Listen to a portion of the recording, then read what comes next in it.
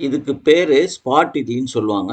ஹைதராபாத்ல ரோட்டோர கடைங்கள்ல ரொம்ப ரொம்ப ரொம்ப ஃபேமஸு. அல்டிமேட்டா இருக்கும் டேஸ்ட்டு. தொட்டுக்கிறதுக்கு எதுவுமே தேவையில்ல. செய்யறதுக்கும் ரொம்ப ரொம்ப ரொம்ப ஈஸி. எப்படி செய்யுதுன்னு பார்க்கலாமா? ஒரு தவால கொஞ்சம் பட்டர் போட்டுங்க. பொடியா நறுக்குன வெங்காயம், பச்சை மிளகாய், கருவேப்பில லேசா வதக்கிடணும். வதங்குனதுக்கு அப்புறம் கொஞ்சம் இஞ்சி பூண்டு பேஸ்ட், பொடியா நறுக்குன தக்காளி. அது மேல கொஞ்சம் உப்பு, 1/2 ஸ்பூன் மஞ்சத்தூளு, 1/2 ஸ்பூனு குழம்பு மிளகாத்தூள் போட்டு நல்லா வதக்கிங்க.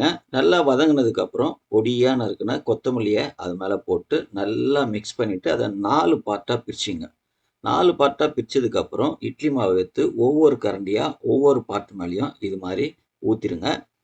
அது மேல இட்லி பொடி இருந்தா நல்லா நல்லா மழைச்சாரல் மாரி நல்லா தூவி விட்டு, பொடியா நறுக்குன கொத்தமல்லியும் அது மேல தூவி விட்டு, கொஞ்சம் பட்டர அது தல மேல கொஞ்சம் கொஞ்சம் தட்டி விட்டுட்டு, நல்ல பெரிய மூடியா பார்த்து மூடி, ஒரு 5 நிமிஷம் நல்லா வேக வைங்க.